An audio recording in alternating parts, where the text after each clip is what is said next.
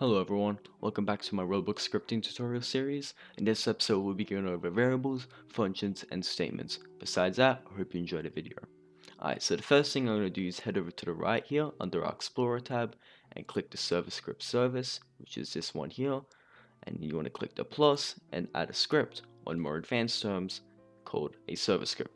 Once you've done that, a window will show up saying print hello world, which is code of our code editor, which this window here is our code editor. This is where we're going to be able to type code and run it in our game. Besides that, with that out of the way, I'd like you to delete this line of code, well, all the lines of code here, so we're on our first line of code, and copy what I'm going to type out right now, which will be local my variable equals 0. Now, what this is, or what I just typed out, is an example of a variable. Let me explain this further into detail.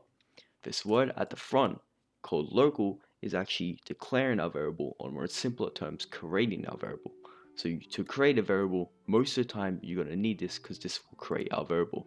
Now, you don't need to have local because if you remove that, then it'll turn into a global variable, and there's difference between local variables and global variables, but I won't be actually getting into them this episode because they're not going to really matter, because 90% of the time you are going to be using local variables. Anyways, with that out of the way, I'm just going to undo so we can get that back. Now, you might, at this point of the video, you might actually be wondering why, or wondering what is a variable. A variable is, in simple terms, a word that we can set a value to. For example, right now, this variable I created is set to the value of 0, which is a number. Now, variables can be absolutely pretty much anything. So it can be a number, which can be 1, it can be a word, which to do a word you must use these quotation marks. And then you can write out a word, which for this will be a string. Now this word is actually called a string, but in this tutorial, to make it more simple towards beginners, I'm just going to call it a word. Now to make a word slash string, you're just going to use these double quotation marks here to create it. Now it don't have to be double quotation marks, it can be single quotation marks. There's also many other ways, but double quotation marks and single quotation marks are mostly the most common things used. Anyways, if you do double quotation marks, write in a word, it'll make our variable have the value of word, or this word here, or anything, absolutely anything. You can also use variables or you can also set a variable's value to anything within our game, and that can be something over here on the right in our Explorer. Now you may be wondering, how do we actually do that? If we, for example, want to get this part in the workspace called baseplate, we can do game and then use a full stop. So type out full stop, and then we can actually go into our game. So over here we have workspace. And you can not just go into workspace, you can go into absolutely anything. You can go into players, you can go into replicate storage, all of these things here on the right, you can go into them. But for this example, I'm going to go into the workspace and then use another full stop to go into another thing. So we can go to our base plate, just like that.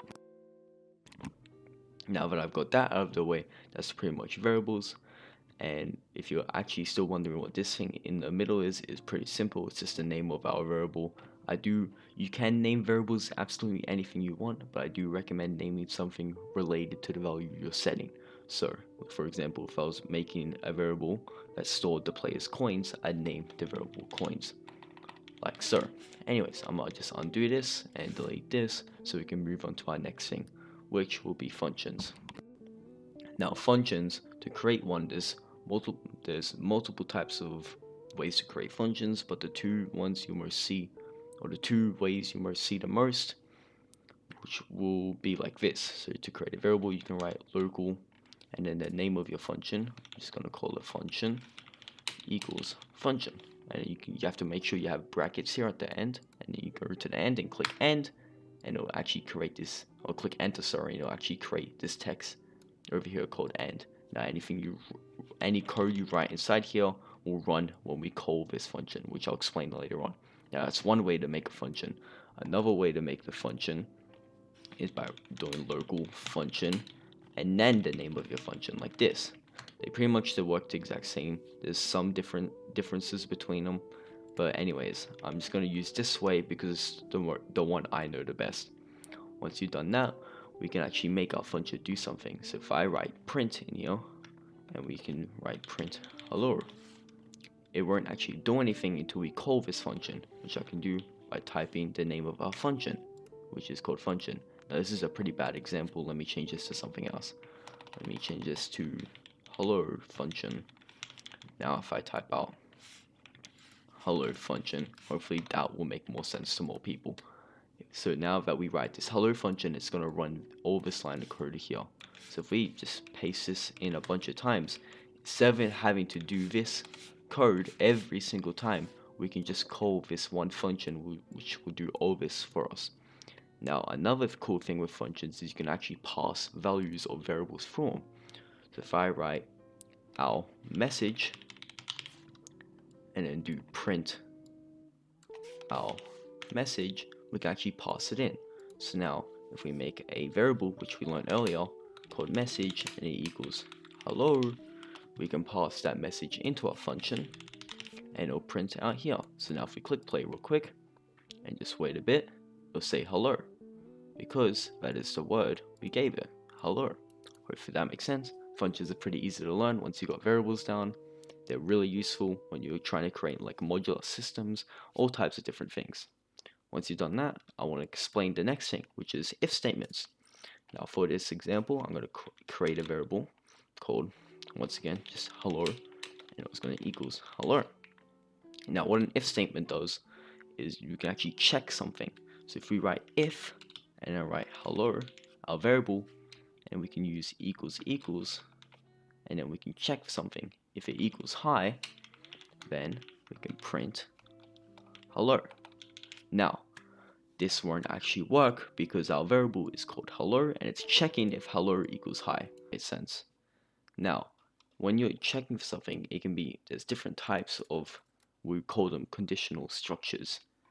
So these structures can be multiple types of things. This one I already wrote out here is checking if it's equal to. So if is hello equal to high? No, because this word is not high. Let me make this a better example. Hello is not no. They're not the same word. They're two different words.